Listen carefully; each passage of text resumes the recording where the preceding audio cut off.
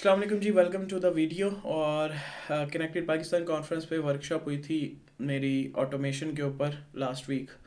तो ये वही सारा मटेरियल है जिसकी मैं एक वीडियो रिकॉर्ड कर रहा हूँ ताकि जो लोग नहीं अटेंड कर सके उन्हें इसके आइडिया हो। बेसिकली इस वर्कशॉप का मकसद था ये आपको आइडिया देना कि ऑटोमेशन क्या है, ऑटोमेशन माइंडसेट क्या है, ये पाथ किस तरह से अगर आपने फॉलो करना है, ज्वाइन करना है तो आप किस तरह से कर सकते हैं, चाहे वो एसईओ में हो, चाहे वो किसी भी फील्ड के अंदर हो। और इसमें मोस्टली मैंने एग्जांपल्स ऐड किए हैं, अपनी केस स्टडीज़ जो मैंने खुद बनाई हैं। 98% केस स्टडीज़ हैं वो मैंने खुद बनाई हैं, बाकी कुछ मैंने आइडिया के लिए एक दो ऐड किए हैं समझाने के मकसद से। ठीक है। इसके अलावा बहुत सी एग्जांपल्स हैं जो मैंने एक ई बुक के अंदर कंपाइल की हैं। ई बुक आपको मैं इस वीडियो के नीचे लिंक दूंगा अपने व्हाट्सएप चैनल का, उसको आप फॉलो करें। वहाँ पे ई बुक का लिंक मैंने दिया हुआ है, वो ई बुक आप देख लें। वहाँ पे आपको फर्दर और बहुत से एग्जांपल्स मिल जाएंगी। खैर, हम इसको स्टार्ट करते हैं ताकि टाइम हमारा बचे। सबसे पहले मेरा इंट्रोडक्शन। मैं एसईओ कर रहा हूँ बहुत 2014 से मैंने एसईओ स्टार्ट की हुई है, और बेसिकली उसके साथ साथ मैं ऑटोमेशन करता हूँ। और ये 2013 से मैं ऑटोमेशन करता हूँ। मैंने पहला स्क्रिप्ट 2013 में बनाया था बैश के अंदर। बैश एक लैंग्वेज है, स्क्रिप्टिंग लैंग्वेज है जो लिनक्स में भी यूज़ होती है, विंडो में भी उसको आप .bat फाइल में यूज़ करते हैं, लेकिन थोड़ा सा ही डिफरेंस है। अच्छा, टेबल ऑफ कंटेंट बेसिकली किस तरह से चलेगा ये सारा कुछ, क्या क्या चीज़ें होंगी इस वर्कशॉप के अंदर या इस वीडियो के अंदर, तब वर्कशॉप थी ये।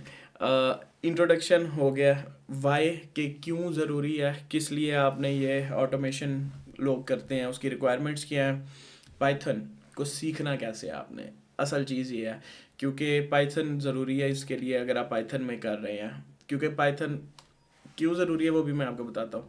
अच्छा, रियल लाइफ एग्जांपल्स हैं जो मैंने यहाँ मोस्टली ऐड किए हैं, और एडवांस स्किल्स जो आप हासिल कर सकते हैं इसको एडवांस लेवल पे ले जाने के लिए ऑटोमेशन को। इसको मैं थोड़ा सा साइज़ कम कर दूँ, ठीक है।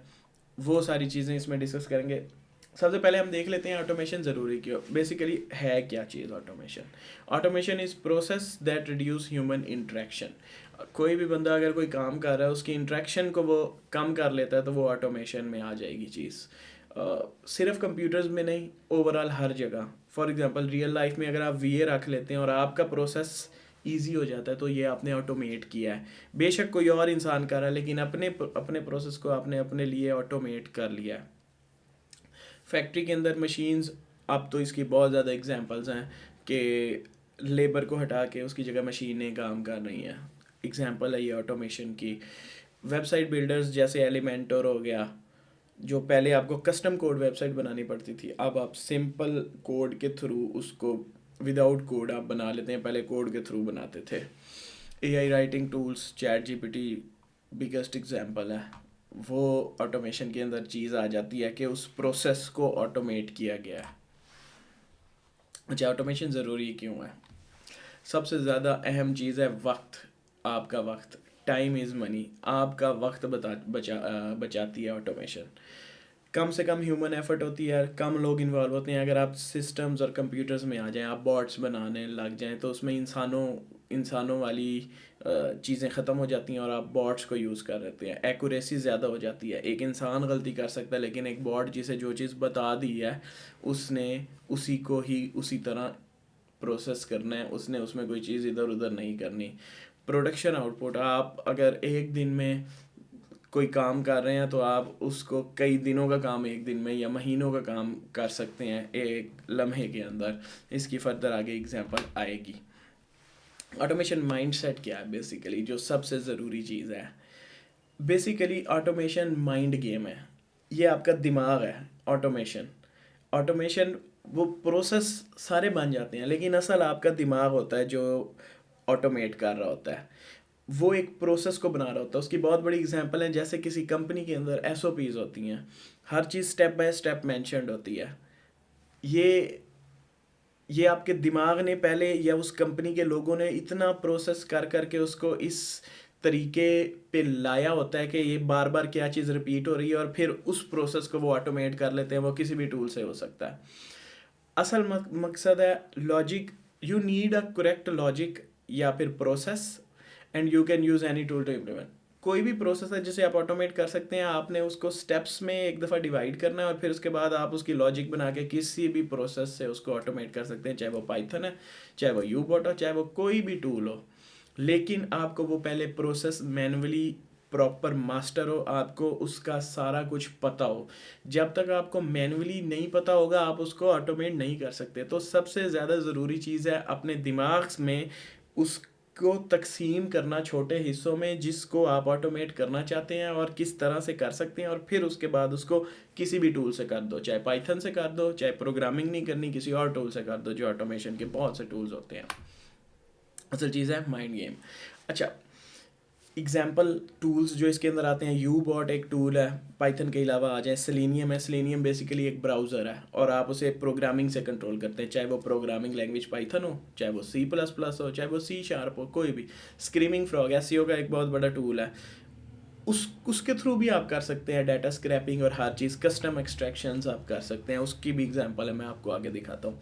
गूगल शीट्स के थ्रू आप बहुत प्रोसेस को ऑटोमेट कर सकते हैं, ज़ैपियर इंक्लूड कर सकते हैं, उसके थ्रू बेतहाशा चीज़ों को आप ऑटोमेट कर सकते हैं।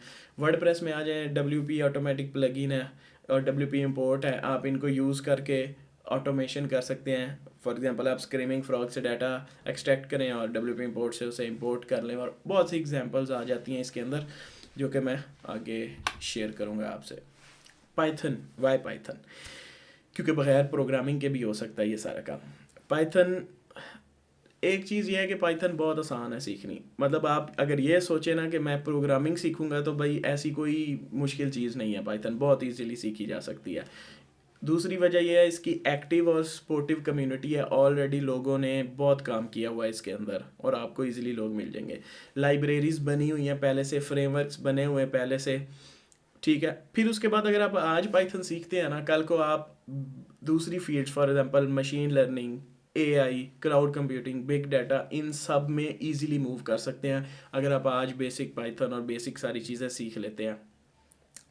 आपने कुछ भी पाइथन में बनाना है, आप ऑलरेडी बना पड़ा होगा, आपको सिर्फ बेसिक्स की ज़रूरत है पाइथन के लिए, बाकी काम हुआ पड़ा है ऑलरेडी। ज़रूरी ऑटोमेशन के लिए क्यों है पाइथन? वेल, कस्टमाइजेबल बहुत है। फॉर एग्जांपल, आप कस्टम कोडेड वेबसाइट बनाएं वर्सेस आप एलिमेंटोर में या किसी और बिल्डर में वेबसाइट बनाते हैं। तो जब अब आपकी वेबसाइट बिल्डर में बनी होगी तो आपके पास इतना कंट्रोल नहीं होगा, लेकिन जब आप कस्टमाइज कोड कर रहे हैं, अपना कस्टम कोड लिख रहे हैं HTML CSS जावास्क्रिप्ट के अंदर, तो आप एक एक पिक्सल को अपने मुताबिक चेंज कर सकते हैं, कहाँ पे क्या चेंज करना है, हर चीज़ का कंट्रोल आपके पास होता है। तो इसी तरह पाइथन में अगर आप कोई चीज़ ऑटोमेट कर रहे हैं तो आप उस डाटा के ऊपर प्रोसेसिंग करें, क्लीनिंग करें, जो कुछ मर्जी करें और उसको जिस मर्जी फॉर्मेट में जैसे मर्जी आउटपुट करें। लेकिन टूल्स के अंदर लिमिटेशन आ जाती है कि आप उस डाटा के साथ ये नहीं कर सकते, या फिर आप इस फॉर्मेट, आप अपना कस्टम फॉर्मेट में एक्सपोर्ट करना चाहते हैं, वो आपको ऑप्शन ना दे, तो फिर पाइथन ही ऑप्शन बचती है जहाँ आपको अपना कस्टम सारा कुछ करना पड़ता है। Again, other tools easy to follow but not that much customizable, ये एक मेन डिफरेंस है। अच्छा, पाइथन सीखनी कैसे है? इंतहाई सिंपल तरीका है। ये स्कैन कर लें या फिर ये वीडियो सर्च कर लें, 1 घंटे की है, आपको पाइथन की सारी बेसिक्स पता लग जाएंगी, ठीक है। और इसके अलावा ये नहीं पसंद, आप यूट्यूब पे जाएं, वहाँ पे लिखे पाइथन फॉर बिगिनर्स, ये लाइब्रेरी कोई एक देख लें, आपको पाइथन प्रोग्रामिंग आ जाएगी। हाँ, पूरी लाइब्रेरी या ये या ये वीडियो देखने के बाद आपने कम से कम 60-70 examples, Python example problem solution आप सर्च करें, कोई 100 प्रॉब्लम्स कर लें, उसके बाद आपको पाइथन में कोई मसला नहीं होगा। जितनी पाइथन आपको आनी चाहिए उससे कई गुना ज़्यादा आ जाएगी अगर आप 50-60-100 मसले सॉल्व कर लें, पाइथन के एग्जाम्पल्स सॉल्व कर लें और बेसिक सीख लें। और ये बहुत इजी है, इसमें कोई भी मुश्किल चीज़ नहीं है। फॉर एग्जांपल, अगर आप यहाँ पे देखें, ये एक चीट शीट है। चीट शीट होती है बेसिकली, उसमें आपको ना कस्टमाइज समराइज़ करके हर चीज़ दे दी जाती है। ये पूरी समझ लो प्रोग्रामिंग पाइथन की ओवरऑल जो मोस्टली चीज़ें हैं यहाँ पे दी हुई हैं। अच्छा, प्रिंट डबल कोट्स के अंदर हाउ आर यू लिखा है, ये प्रिंट कर देता है। मतलब ये इसी तरह है जैसे एक बंदे को आप इंग्लिश पढ़ाएं तो उसे यहाँ से पता लग जाएगा ये क्या कर रहा है। तो बहुत close to human language English है ये पाइथन। इसमें मोस्टली चीज़ें आपको इजीली समझ आ जाती हैं। फॉर एग्जांपल अगर आपने 2 और 2 को जमा करना है तो प्रिंट ब्रैकेट्स में 2 जमा 2 करेंगे तो 4 जवाब आ जाएगा। सादी है, इंतहाई सादा है। आप इसको एक एक एक एक किसी भी प्लेलिस्ट को देख लें, आपको समझ आ जाएगी। दुनिया का कोई भी काम है ना, जब इंसान पहली दफ़ा करता है तो हमेशा उसे मुश्किल होती है। मैं भी आज अगर कोई नई चीज़ सीखूंगा तो मेरे लिए वो उतनी मुश्किल होगी जितनी किसी बंदे के लिए पाइथन जिसने आज पहली दफ़ा सीखनी है। लेकिन एक चीज़ आपने 1000 दफ़ा कर ली है ना, तो जब आप 999 दफ़ा करेंगे वर्सेस जब आपने फर्स्ट टाइम की थी तो ज़मीन आसमान का फ़र्क होता है। तो पहली दफ़ा मुश्किल लगती है, फिर भी दूसरी दफ़ा करो, तीसरी 10वीं बार 11वीं बार आपको बहुत इजी लगेगी। आप उसे एक वीडियो को 5-10 दफ़ा देख लो, 10-12 एग्जाम्पल 50 सॉल्व करो, 50 एक एग्जाम्पल्स मोर देन इनफ है, आपको प्रोग्रामिंग आ गई है बेसिक जितनी आनी चाहिए। बाकी फर्दर साथ साथ इंसान सीखता है डिफरेंट प्रॉब्लम्स सॉल्व कर करके। हम इंतहाई बेसिक एग्जांपल से शुरू करते हैं। इंतहाई बेसिक एग्जांपल, एक फ़ोल्डर क्रिएट करना है तो उसका तरीका क्या है? राइट क्लिक करो, न्यू फोल्डर पे जाओ, तो आपको पता लग जाता है नया फोल्डर बन गया। हमने इसको थोड़ा सा इसे हम अगर करते हैं थोड़ा सा एडवांस तो कमांड लाइन आ जाती है। उसमें हाँ आप MKDIR लिखते हो तो आपको वो फोल्डर बना देगा। MKDIR आगे अलीजेव लिखो तो वो फोल्डर बन जाएगा अलीजेव। कोड के साथ अगर यही काम आप करना चाहते हो, आप कहते हो मैंने कुछ नहीं लिखना, ठीक है, तो आप ये एक फ़ाइल बनाओ code.bat और उसके अंदर उसे एडिट करके ना नोट पैड से उसके अंदर ये लाइन लिख लो MKDIR, आगे ड्राइव मतलब ये जिस ड्राइव के अंदर क्रिएट होगी, और आगे पाथ मतलब वो पाथ उसका फैच कर लेगा। आगे फोल्डर का नाम दे दो alizeb_folder। डबल क्लिक करोगे जब आप code.bat के ऊपर तो ये फ़ोल्डर क्रिएट कर देगा। अगर आप इसके अंदर 6 फोल्डर बनाना चाहते हो इसी तरह 6 नाम दे दो तो ये 6 फोल्डर क्रिएट कर देगा। अब ये लिखने की बजाय या राइट क्लिक ज़्यादा करने की बजाय डबल क्लिक के अंदर आपको फोल्डर क्रिएट करके दे रहा है। उस प्रोसेस को थोड़ा और ऑटोमेट कर दिया हमने। फर्दर आ जाते हैं ऑटोमेट विद पाइथन। यही प्रोसेस अगर हम पाइथन से करना चाहते हैं, बहुत सिंपल सा कोड है। कोड को फिलहाल आपको पाइथन नहीं आती ना, देखिए डजेंट मैटर, लेकिन ये बहुत सिंपल सा कोड है। आप ये कितनी है 1 2 3 4 5 6 7 8 लाइनें हैं, ठीक है। आप इस ये कोड है, ये कोड क्या करता है, आप पाइथन example1.py यहाँ पे लिखा हुआ है, आप इसको जब रन करेंगे तो ये आपसे पूछेगा एंटर नंबर ऑफ फोल्डर्स, कितने फोल्डर बनाने हैं भाई? मैं कहूँगा 3 बनाने हैं, CPC अलीजेब वर्कशॉप, और मैं कहूँगा एंटर करें। जब वो एंटर होगा तो वो 3 फोल्डर क्रिएट कर देगा। अब लेट से मुझे 50 फोल्डर चाहिए, मैं यहाँ 50 लिख के 50 नाम दे दूँ तो मेरे 50 फोल्डर बन जाएंगे। और मैनुअली अगर मैंने बनाने हो तो राइट क्लिक न्यू वो करते करते बहुत ज़्यादा टाइम गुजर जाएगा। लेकिन यहाँ पे बहुत इजी होगा। अगर मैंने और भी फास्ट करना है तो मैं यहाँ मैनुअल एंटर करने के बजाय एक फ़ाइल इसे दे दूँगा, उस फाइल में 50 फोल्डर्स के नाम होंगे तो वो खुद ही 50 फोल्डर बना देगा। तो ये हमने इस प्रोसेस को ऑटोमेट कर दिया।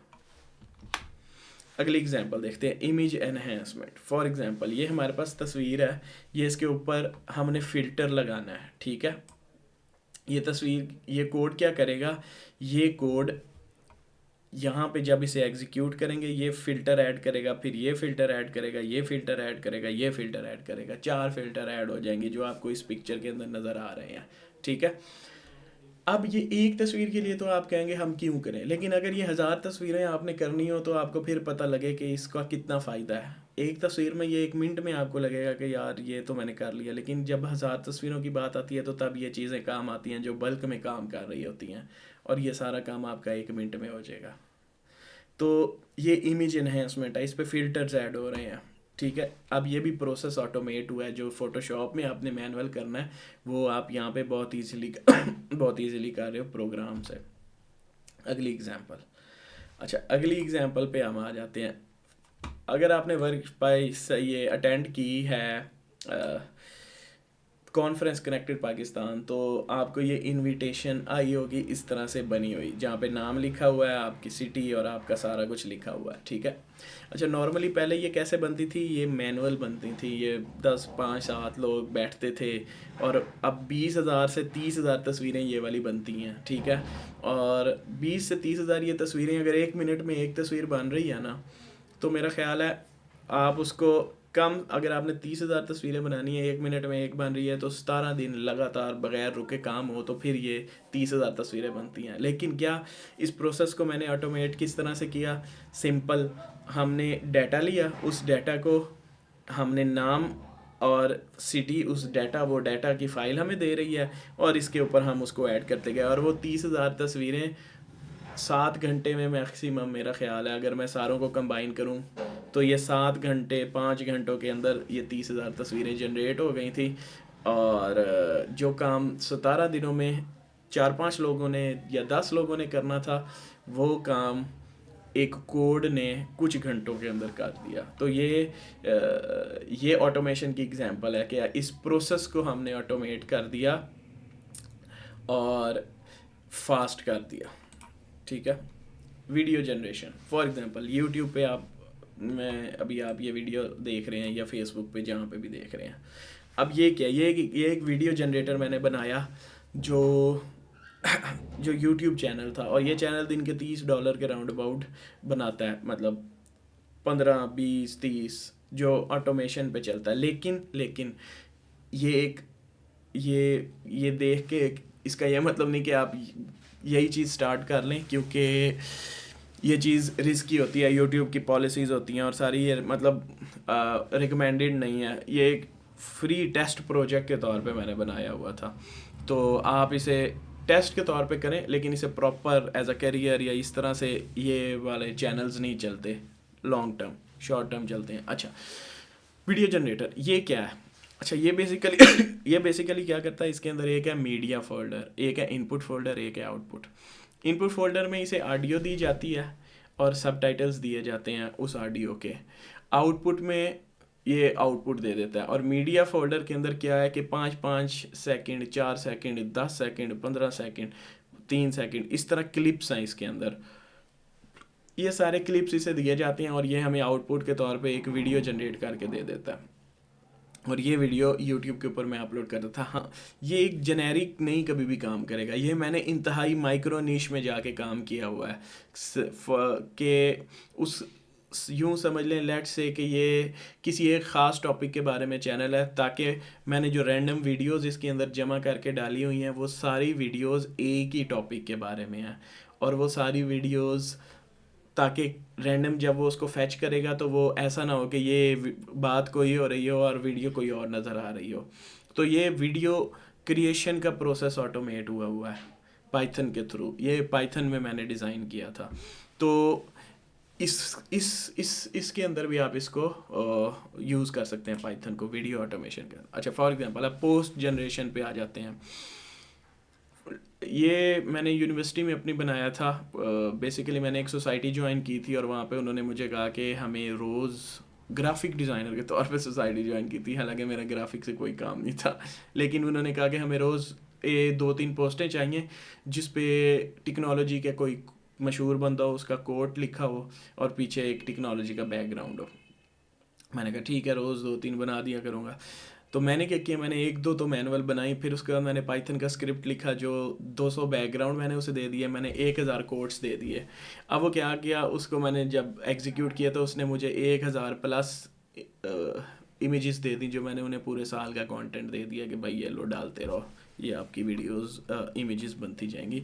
तो ये भी एक एग्जांपल है ऑटोमेशन की, ठीक है। यूट्यूब शॉर्ट्स और पिंटरेस्ट इमेजेस, सेम प्रोसेस। आप इसी तरह से यूट्यूब के लिए शॉर्ट्स बना सकते हैं एक ख़ास निश के अंदर, लेकिन शॉर्ट्स में आपको थोड़ा सा मुश्किल होगा। वो ये होगा कि आपको ये नहीं पता लगेगा कि एक बड़ी वीडियो में कौन सा एरिया मैंने एज अ शॉर्ट लेना, तो उसके लिए आपको फिर उसके सब टाइटल्स रीड करने पड़ेंगे और वहाँ से देखना पड़ेगा कि मैंने किस एरिया को क्रॉप करना है। खैर, ये एक एग्जांपल है।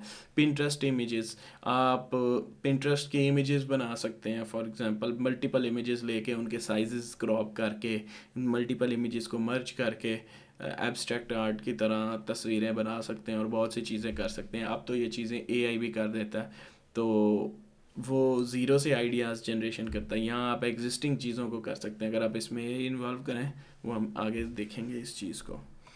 अच्छा, अफिलिएट टेबल मेकर, ये बेसिकली अमेज़ोन अफिलिएट वेबसाइट्स जो होती हैं उसके ऊपर हम टेबल्स ऐड करते हैं, ठीक है। अब हर टेबल जो होता है उस पर HTML में हमने वो टेबल बनाया होता है। कुछ प्लगइन्स भी होते हैं, लेकिन मैं HTML में यूज़ करता था इसको ना। तो अब हर नई पोस्ट के लिए आपको 10 प्रोडक्ट्स डालनी होती हैं, उनकी तस्वीरें होती हैं, उनके नाम होते हैं, उनके एफिलिएट लिंक्स होते हैं और काफ़ी चीज़ें होती हैं, और वो मैनुअल एडिट करना बहुत मुश्किल है। अगर आपने यूँ 30 लिंक्स को एडिट करना है एक HTML टेबल में, तो आपको 30 जगहों पे क्लिक करके उसको मिटा के उसकी जगह दूसरा लिंक डालना है। तो ये मैंने पाइथन का एक स्क्रिप्ट बनाया था जो मेरी गिटहब पे पड़ा होगा। ये क्या करता था, आप इसे अमेज़ोन के लिंक्स देते थे, आप उसे नाम देते थे, पिक्चर्स देते थे, या फिर आप उसे, ये जंप लिंक्स बेसिकली हैं जो हवर मतलब आप क्लिक करते हैं और वो नीचे ले जाता है आपको, एंकर लिंक उसे आप कहते हैं। अच्छा, ये क्या करता था, यहाँ पे इनपुट ये लेता था, पाइथन का स्क्रिप्ट एग्जीक्यूट करता था और आउटपुट में इसी कोड के अंदर वो सारा कुछ पुट करके दे देता था और मैं उसे सिंपल कॉपी करके उधर पेस्ट कर देता था। तो ये एक एग्जांपल है जो मैंने ऑटोमेट की मैनुअल प्रोसेस को पाइथन को यूज़ करके अपना प्रोसेस फास्ट करें। बैकलिंक चेकर, फॉर एग्जांपल आप बैकलिंक्स बनाते हैं, आपने 100 बैकलिंक्स बनाए हैं, अब आपको नहीं पता कितने लाइव हैं, कितने डिलीट हो गए हैं, कितने पेंडिंग में थे जो लाइव हुए हैं या नहीं। तो सिंपल ये एक पाइथन का स्क्रिप्ट था जो क्या करता है, आप उसे बैकलिंक्स की लिस्ट देते हो, आप अपनी वेबसाइट का लिंक देते हो, वो उस वेबसाइट का वो पहला लिंक खोलेगा, उसके सोर्स कोड में जाएगा, देखेगा आपकी वेबसाइट कहीं पे पब्लिश्ड आ रही है, अगर आ रही है तो फाउंड में डाल देगा, नहीं आ रही तो नॉट फाउंड में, अगर वो पेज ही रीडायरेक्ट हो गया तो वो रीडायरेक्ट में डाल देगा। तो ये बैकलिंक चेकिंग का प्रोसेस पाइथन के थ्रू ऑटोमेट हुआ है। अगेन ये उसका कोड है जो कि सिंपल है, मतलब पाइथन का कोड बहुत थोड़ा होता है, ज़्यादा नहीं होता ये थोड़ा, मतलब कितनी, मेरा ख्याल है ये 25-30 होंगी शायद लाइनें, या हद 50 होंगी, 50 तो नहीं होंगी, 35-40 होंगी। खैर, internal links example, for example ये एक मैंने बनाया था अपनी एग्जिस्टिंग आर्टिकल्स के अंदर। ये मैंने इसको इस तरह से यूटिलाइज़ करता था कि मैं इसे इंटरनल लिंक्स की एक फ़ाइल दे देता था, उसके अंदर जिस पेज में इंटरनल लिंक करना है, जिस पेज को इंटरनल लिंक करना है और जो उसका एंकर टेक्स्ट यूज़ करना है। अब ये क्या करता था, ये मेरे से इनपुट लेता था आर्टिकल की HTML फॉर्मेट में, ठीक है। उस आर्टिकल के अंदर HTML फॉर्मेट में मेरे से इनपुट ले लेता था और उसके अंदर जिस पे पोस्ट को खोलता था उस पोस्ट के रा फॉर्म के अंदर वो वाला लिंक ऐड कर देता था जो जिधर ऐड करना है, और साथ जिस एंकर टेक्स्ट पे ऐड करना है, या फिर अगर वो एंकर टेक्स्ट नहीं मिला तो फिर टाइटल का एंकर टेक्स्ट यूज़ करता था और आउटपुट में मुझे HTML फॉर्मेट के अंदर वो देता था और मैं कॉपी पेस्ट करके उसे वहाँ पे यूज़ कर लेता था। अच्छा, उसके बाद ये डाटा एनालिसिस। अब ये बहुत ज़्यादा ज़रूरी चीज़ है डाटा एनालिसिस, क्योंकि कोई भी आप टास्क परफॉर्म करते हैं ना, वो किसी डाटा के बेस के ऊपर ही आपने परफॉर्म करना होता है, और एसईओ में ख़ास तौर पे ये बहुत ज़्यादा ज़रूरी है। बैकलिंक्स, नॉर्मली आपको आइडिया, बैकलिंक्स बहुत ज़्यादा ज़रूरी हैं, लेकिन कोई वेबसाइट जिस पे बैकलिंक आ रहे हैं वो कितने को पावरफुल बैकलिंक्स हैं, वो सारी चीज़ें चेक करने के लिए ये मैंने एक स्क्रिप्ट लिखा था। ये क्या करता है, ये href या SEMrush की फ़ाइल लेता है, एक्सपोर्ट करवाता है, जो एक्सपोर्ट आप नॉर्मली जाके अपनी फ़ाइल एक्सपोर्ट कर सकते हैं। अब उसकी बेस पे वो as an input Python program को दी जाती है, और वो प्रोग्राम क्या करता है, ग्राफ जनरेट करता है और वो कैटेगराइज कर देता है वेबसाइट को, जिनके ऊपर 0 से 100 तक ट्रैफिक आ रही है, जिन पे 100 से 1000 तक आ रही है, 1000 से 10,000 तक आ रही है, और एंड सो ऑन। अब इससे क्या फ़ायदा होता था कि एक लम्हे में पता लग जाता है विजुअलाइजेशन से कि कितनी को पावरफुल वेबसाइट है जो बैकलिंक हमें दे रही है या कंपेटिटर को दे रही है। एक कंपेटिटर है जिसके ऊपर कोई लिंक ही नहीं 100 से ऊपर वाली ट्रैफिक वाली वेबसाइट का, तो इसका मतलब है उसे इंतहाई लो कंपटीशन वेबसाइट से लिंक्स आ रहे हैं, हम उसे इजीली बीट कर लेंगे। लेकिन अगर उसके ऊपर लिंक पावरफुल आ रहे हो तो हमें भी पता लग जाएगा कि इसका कंपटीशन थोड़ा सा हाई है।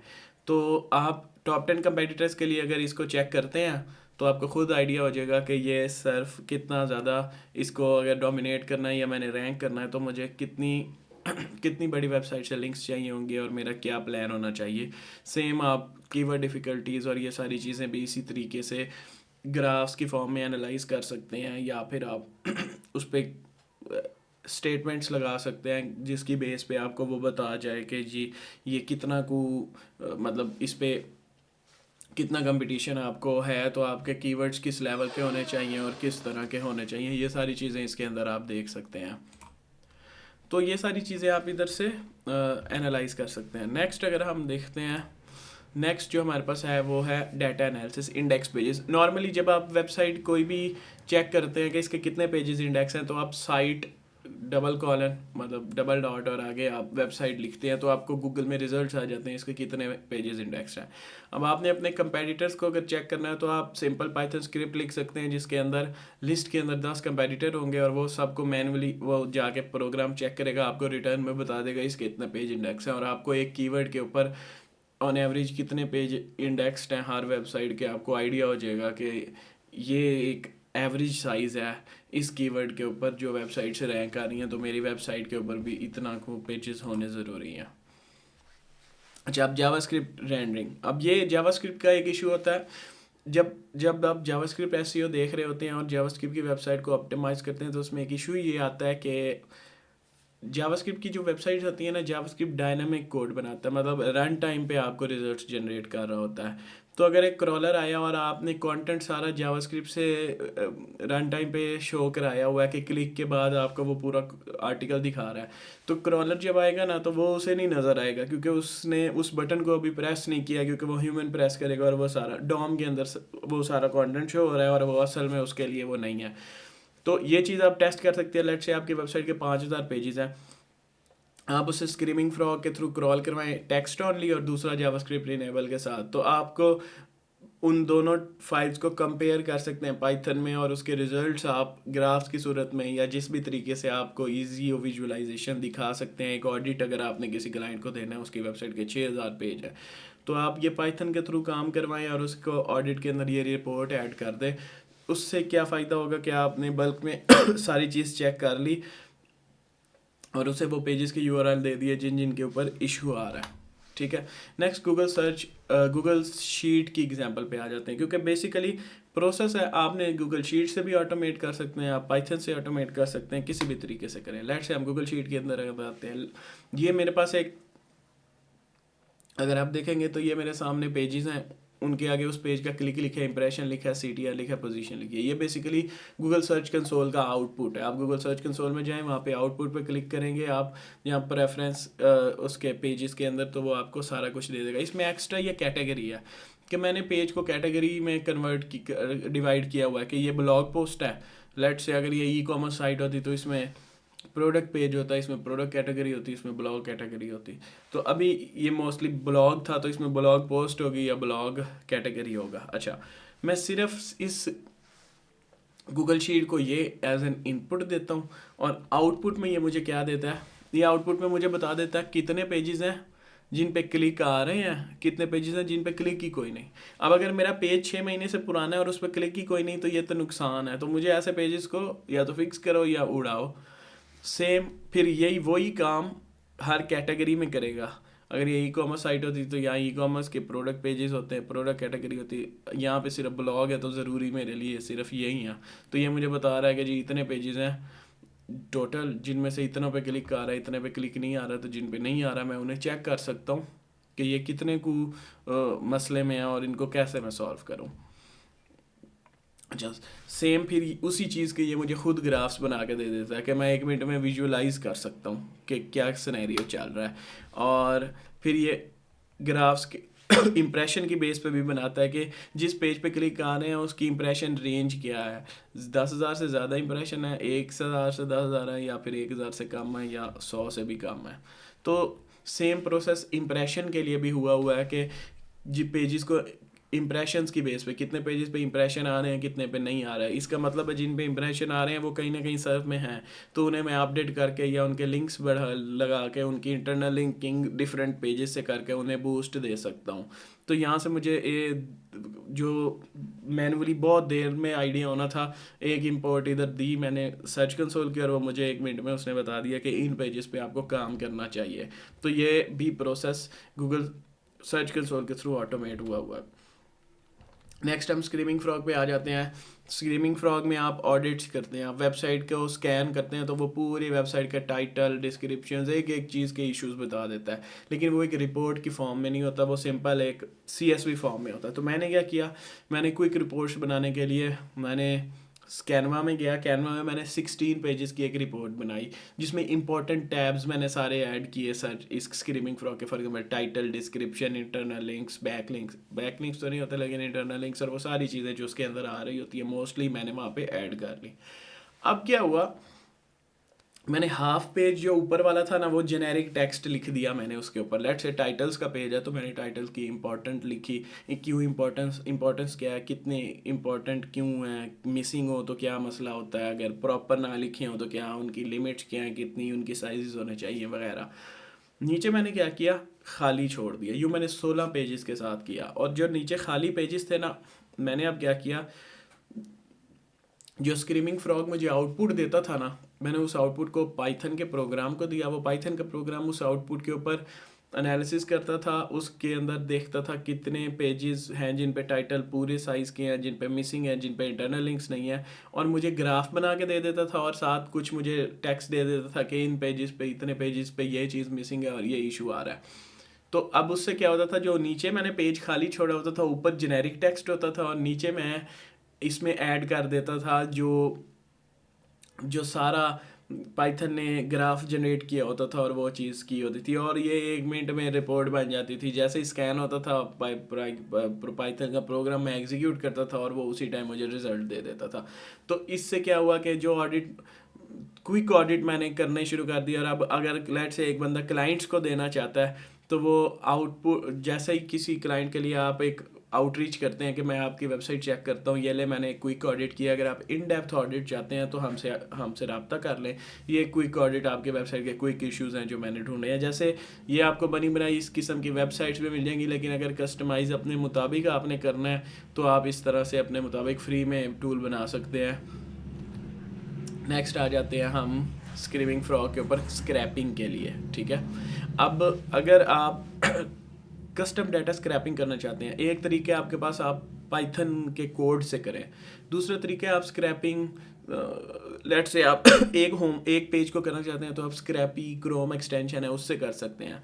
अगर आपके पास 500 पेजेस हैं और आपने उसे स्क्रैप करना है और आपने कोड भी नहीं करना तो स्क्रीमिंग फ्रॉग बहुत ईजी सोल्यूशन है उसके लिए। ठीक है, अब आपने क्या करना है, सिंपल लिस्ट व्यू में जाना है। सबसे पहले यहाँ पे आप देखेंगे ये आपको लिस्ट आ रहा है। ठीक है, नेक्स्ट आपने क्या करना है, ये आपको लिस्ट इनपुट मांगेगा, या आप 500 पेजेस इनपुट दे दें। लेट से मैंने कनेक्टेड पाकिस्तान वेबसाइट के 500 पेजेस यहाँ पे इनपुट दे दिया और मैंने उनका टाइटल स्क्रैप करना है। मैं क्या करूँगा, मैं यहाँ से ये जो टाइटल ये बार है ना, ये बाय डिफ़ॉल्ट देता है स्क्रीमिंग फ्रॉग, बाय डिफ़ॉल्ट इनके अंदर डाटा देता है, लेकिन मैंने कस्टम स्क्रैपिंग करनी है, अपनी मर्ज़ी से कोई डाटा लेना है। तो मैं क्या करूँगा, मैं यहाँ कॉन्फ़िगरेशन में आऊँगा, कस्टम में आऊँगा, एक्सट्रैक्शन में आ जाऊँगा। तो इसके अंदर मैं एक्स पाथ की बेस पे, CSS पाथ की बेस पे, रेजेक्स की बेस पे डाटा स्क्रैप कर सकता हूँ। तो मैं यहाँ पे एक्स पाथ दे दूंगा। कैसे, मैं यहाँ राइट क्लिक करूँगा, वेबसाइट जिसका जो डाटा स्क्रैप करना है उसके ऊपर कॉपी करूँगा और कॉपी एक्स पाथ कर दूंगा और मैं यहाँ पे आके उसको पेस्ट कर दूंगा। और जब मैं पेस्ट करूँगा तो यहाँ पे पेस्ट करूँगा और फिर उसके बाद मैं कस्टम एक्सट्रैक्शन के टैब में जाऊँगा तो वहाँ पे मेरा स्क्रैप हुआ सारा डाटा मुझे मिल जाएगा। तो इससे ये होगा कि जो मैनुअल मैंने इतना लंबा प्रोसेस मतलब प्रोग्राम के थ्रू या पाइथन में करना था, मैंने यहाँ इस टूल से कर लिया विदाउट एनी कोड। अच्छा, नेक्स्ट आ जाते हैं, बड़ी बड़ी बड़ी ज़रूरी चीज़, बहुत लोगों को फ़ायदा होगा इससे और ये मसला भी बहुत होता है। हम ईमेल आउटरीच करते हैं बैकलिंक्स के लिए, ठीक है, या फिर आप बैकलिंक सेलिंग करते हैं तो आप तब भी ईमेल आउटरीच लोगों को करते हैं और उससे आप फास्ट कैसे कर सकते हैं, ऑटोमेट कर सकते हैं स्क्रीमिंग फ्रॉग के थ्रू। ये मैंने बाकायदा किया है। ठीक है। अच्छा, स्क्रीमिंग फ्रॉग में आप किस तरह से करेंगे, लेट से आपने ना 5000 वेबसाइट्स को ऑटोमेट करना है। ठीक है, स्क्रैप कर आउटरीच करना है आपने 5,000 वेबसाइटों को, ठीक है। अब अब 5,000 वेबसाइट को आउटरीच करना ना एक बहुत खपत वाला काम है।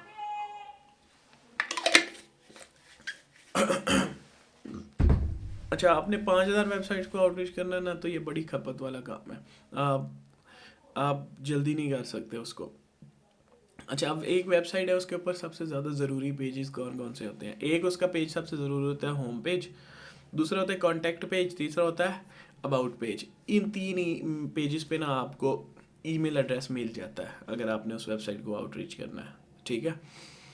अब आप क्या करेंगे, आप 5,000 लिंक्स का मतलब है 15,000 लिंक्स। 5,000 लिंक्स होम पेज, अगले 5,000 लिंक्स उसके स्लैश अबाउट अस, और अगले 5,000 कॉन्टैक्ट अस। अब ये 15,000 लिंक्स हो गए, आप यहाँ पे 15,000 लिंक देंगे। एक वेबसाइट के 3 लिंक होंगे, ठीक है, टोटल 15,000 लिंक्स होंगे। अब 15,000 लिंक्स, अब ये 15,000 लिंक्स जो है ना, आप इधर दे दोगे, ठीक है, और नेक्स्ट आ जाओगे आगे, ठीक है। अब हम आगे आ जाते हैं। अब हम क्या करेंगे, हम 15,000 लिंक्स दे देंगे यहाँ पे, और कस्टम एक्सट्रैक्शन में जाएंगे जहाँ हम पहले गए थे, यहाँ पे कस्टम एक्सट्रैक्शन। और यहाँ पे आप रेजेक्स, आपको इजीली इंटरनेट पे ईमेल एड्रेस की रेजेक्स मिल जाएगी, आप उसे कॉपी करके यहाँ पे पेस्ट कर दोगे। तो इन 15,000 पेजेस पे जहाँ पे भी उसे ईमेल मिलेगा ना, तो वो ये स्क्रीमिंग फ्रॉग आपको ईमेल एड्रेस दे देगा। अब आपके पास 15,000 पेजेस हैं, उनमें से लेट से आपको 5,000 पे ईमेल एड्रेस मिल गया, इसका मतलब है 5,000 वेबसाइट्स का ईमेल मिल गया। अब आपने उस डाटे को क्लीन करना है। आप शीट्स के अंदर आए, फिल्टर्स यूज़ करके उसको बहुत इजीली क्लीन कर सकते हैं कि जो उसके अंदर डोमेन्स जहाँ जहाँ डोमेन्स सेम है, आप एक डोमेन रखो। मतलब आपको अबाउट पेज पे भी लेट से ईमेल मिल गया और कॉन्टैक्ट पे भी मिल गया, तो आप क्या करो, जहाँ जहाँ पे ये दो डोमेन्स सेम है, आप वो वाला रो डिलीट कर दो। फिर उसके अलावा अगर कोई गार्बेज आ गया है, तो उस गार्बेज का फिल्टर लगा के उस जैसा सारा गार्बेज डिलीट कर दो। मतलब आप उसको क्लीन कर लोगे डाटा को। मैंने क्या किया था, मैंने उस डाटा को क्लीन करने के लिए, मैंने पहली दफ़ा डाटा क्लीन किया तो मुझे कोई 1-1.5 घंटा लगा, क्योंकि मल्टीपल किस्म के इश्यूज थे। लेकिन मैंने क्या किया, मैंने जो जो क्लीनिंग करता गया, मैं उसकी रेजेक्स बना के लिखता गया, और एंड पे मेरे पास एक पूरे पेज की रेजेक्स आ गई। नेक्स्ट टाइम मैं क्रॉल करता था तो मैं उस रेजेक्स को इनपुट करता था, और वो सारा कुछ खुद ही क्लीन हो जाता था, क्योंकि मोस्टली सेम इशूज़ ही होते थे हर दफ़ा जब गार्बेज डाटा आता था। अच्छा, अब आपका डाटा क्लीन हो गया, आपके पास वेबसाइट्स 5,000 आ गई। अब आप क्या करोगे, आप एक किसी भी जैसे सेल्स सैंडी टूल या इस तरह के टूल के अंदर जाओगे, वहाँ पे ना इंपोर्ट कर लोगे वो सारी ईमेल एड्रेस, वेबसाइट का यूआरएल, और आप उस टूल के थ्रू ऑटोमेट कर लो प्रोसेस के पहले दिन इन ईमेल्स पे ये ईमेल सेंड कर दो, हफ्ते में रिप्लाई ना आए तो ये उसको आप उससे एनी अपडेट की मेल सेंड कर दो, और वो पूरा प्रोसेस आपका ऑटोमेट हो जाएगा। जो आपने इतने अरसे में करना है वो आप उसको स्क्रैप करके उसे इनपुट दे के उन उन सबको ईमेल्स सेंड कर सकते हो ऑटोमेशन के ऊपर। उसके ऊपर मैं एक प्रॉपर सेपरेट वीडियो भी शायद बना दूँ इस प्रोसेस के ऊपर कि किस तरह से किया जा सकता है, लेकिन अभी पता नहीं कब। अच्छा, नेक्स्ट आ जाते हैं हम, ईमेल एक्सट्रैक्शन का हमने डिस्कस कर लिया, ठीक है। अब आपने ईमेल एक्सट्रैक्ट किया, या फिर आपने स्क्रीमिंग फ्रॉग से कोई भी डाटा एक्सट्रैक्ट किया है, आप उसको डाटा को यूज़ कर सकते हो, चाहे आप पाइथन में करो, किसी भी टूल के अंदर करो, ये सिर्फ आपको हेल्प आउट करने के लिए है। उस डाटा के ऊपर आपने क्या डिसीजन लेने हैं, क्या चीज़ करनी है, उसमें क्या चीज़ चेक करनी है, ये सारी चीज़ें आपको उस टूल के अंदर किसी भी टूल के अंदर यूटिलाइज़ कर सकते हो। लेकिन उस डाटा को आपने एक दफ़ा स्क्रीमिंग फ्रॉग से बगैर कोडिंग के ले आए, अब आप उसको जैसे मर्जी यूटिलाइज़ करो। आप कहीं से भी, चाहे पाइथन से डाटा स्क्रैप करते हो, चाहे स्क्रीमिंग फ्रॉग से, चाहे किसी भी तरीके से, और फिर आप किसी को भी टूल को यूज़ करते हो, उसके ऊपर कोई भी डिसीजन, अगेन बात आपके माइंडसेट की है कि आप करना क्या चाहते हो। टूल कोई भी यूज़ कर सकते हो, अगेन बात फिर ये हो जाती है किस काम के लिए कौन सा टूल अच्छा है, वो थोड़ी सी प्रेफरेंस आ जाती है। लेकिन आप टूल्स को हेल्प लेके यूज़ कर सकते हो किसी भी काम के लिए, किसी भी प्रोसेस के ऊपर। आप बेसिक सीख लें, और उसके बाद आप चैट जीपीटी यूज़ करके इजीली इसको यूज़ कर सकते हैं, और अपना कोड लिख सकते हैं, उसके एरर फिक्स कर सकते हैं। कोई एरर आता है, को सर्च करें आप चैट जीपीटी में, और वो आपको आंसर देगा, आप उसे एग्जीक्यूट करें। तो सिंपल आपने बेसिक अच्छी सीखनी है, और उसके बाद आप आगे फर्दर सारा कुछ कर सकते हैं। थोड़ा सा एडवांस लेवल पे अगर जाना है तो आप इसमें एआई इन्वॉल्व कर सकते हैं ऑटोमेशन के अंदर। किस तरह से मशीन लर्निंग एआई, आप नॉर्मल अगर आप प्रोग्राम लिखते हैं ना, उसमें कंडीशंस होती हैं, इफ एल्स होता ही है वो, लेकिन एआई में और एमएल में क्या होता है, आप डाटा सेट्स पे काम कर रहे होते हो, ट्रेन डाटा सेट्स पे, ठीक है। किस तरह से, लेट से एक आपके पास डाटा है जिसके अंदर ये है कि जी 1000 लोगों ने पाइथन सीखी और उनको ये इश्यूज आए, तो अब वो जब आपका प्रोग्राम 1001वां बंदा उसे देगा ना, तो वो उस 1000 लोगों की बेस के ऊपर प्रिडिक्ट करने की कोशिश करेगा कि अगला बंदा को क्या मसला आ सकता है। तो जितना डाटा ट्रेंड ज़्यादा होता जाता है, ज़्यादा आता जाता है, वो उतनी एक्यूरेसी से आपको जवाब देना शुरू कर देता है प्रोग्राम। तो ये बेसिकली एआई और मशीन लर्निंग में ये सारी चीज़ें आती हैं। बाकी फर्दर कैटेगरीज होती हैं, अगेन इसमें भी कोई मसले वाली चीज़ नहीं है, बहुत सिंपल है। अगर आप ये सीख लें कौन सा एल्गोरिदम क्यों काम करता है, किस लिए काम करता है, उसका क्या पर्पज़ है, तो आप ये सारा काम ऑलरेडी हुआ है। टेंसरफ्लो लाइब्रेरी है पाइथन की, उसमें सारा कुछ आपको कोड हुआ गूगल से मिल जाता है, आप उसे यूटिलाइज़ कर सकते हो। और आपने बेसिक सीखनी है, आपको मकसद पता हो कि कौन सी चीज़ क्यों इस्तेमाल हो रही है, क्या कर रही है, दैट्स इट। आप कोड लें, उसकी बेस पे एनालिसिस करें, ऐड करें वेबसाइट अपने स्क्रिप्ट्स के अंदर और उसको यूटिलाइज़ करें। तो बात यह है, आपने बेसिक सीख ली। चाहे आप एआई एडवांस चीज़ें भी अंदर इन्वॉल्व करना चाहते हैं तो आप इसकी बेसिक सीखें और आप इसको अंदर यूज़ कर सकते हैं। नॉर्मली अब तो इस तरह से है कि आपको ये एल्गोरिदम्स एआई के ऐड करने के लिए GUI बेस्ड टूल्स हैं, जो सिर्फ एल्गोरिदम सेलेक्ट करते हो, आप डाटा सेलेक्ट करते हो जिस पे जो अप्लाई करना है, और वो आपको अप्लाई करके दे देता है, कोड के बगैर ही सारा कुछ हो जाता है। तो बेसिक सीखना ज़रूरी है। अगेन आप किस तरह से हर चीज़ स्टार्ट कर सकते हैं, बेसिक सीखना ज़रूरी है। You need to learn the basic first. Basic सीखो, पाइथन की बेसिक सीखो। आपको पता होना चाहिए कि गूगल से कैसे चीज़ निकालनी है, किसी चीज़ का सोल्यूशन कैसे निकालना है, आपको पता हो कोड एग्जीक्यूट कैसे करना है, एडिट कैसे करना है, और रेलेवेंट लाइब्रेरीज वो भी आप गूगल से ढूंढ सकते हो किस काम के लिए क्या रेलेवेंट है, तो आप इसको ईजिली स्टार्ट कर सकते हो। डॉक्यूमेंटेशन रीड करना सीखिए, सबसे इंपॉर्टेंट चीज़, क्योंकि कई नई चीज़ें जो आ रही होती हैं उनके बारे में ज़्यादा डाटा ना अवेलेबल हो, तो डॉक्यूमेंटेशन देख के आप इसको करते हैं और वहाँ पे आपको सारे सॉल्यूशंस मिल जाते हैं। तो आई थिंक दैट्स इट। ये सारी चीज़ें जो मैंने शेयर की थी वर्कशॉप के ऊपर, उम्मीद है आपने कुछ सीखा होगा। अगर आपने कोई चीज़ सीखी है तो ज़रूर कमेंट ज़रूर करिएगा वीडियो के नीचे जहाँ पे भी आप इसे देख रहे हैं, और मेरा यूट्यूब चैनल है उसे सब्सक्राइब कर लें, और व्हाट्सएप चैनल है उसको फॉलो करें। वहाँ पे मैंने लिंक दिया होगा, मल्टीपल एग्जांपल्स की एक PDF है, उसमें काफ़ी चीज़ें मैंने ऐड की हुई हैं, तो आपको वो हेल्प आउट करेगा। बाकी अगर आपने एंड तक देखा तो मैं हैरान हूँ, मतलब इतनी लंबी वीडियो। असल में ना 2-3 दफ़ा इसमें माइक बंद हो गया था, तो मुझे काफ़ी पोर्शंस दोबारा रिकॉर्ड करने पड़े हैं, सेम स्लाइड्स। मैं बोल के थक गया हूँ। अल्लाह हाफिज़।